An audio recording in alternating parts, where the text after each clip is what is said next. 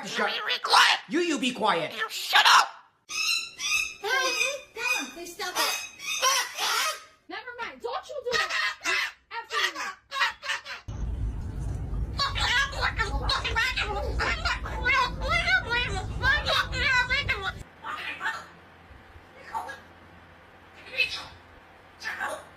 Well, maybe he's upset because you bought chicken wings.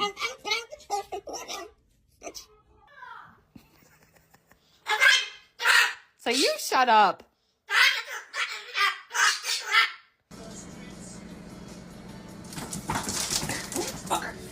Well, you felt froggy jump. We'll do it. We'll see how that turns out for you. I'm on the phone. No, you can wait a minute. I am trying to write an email.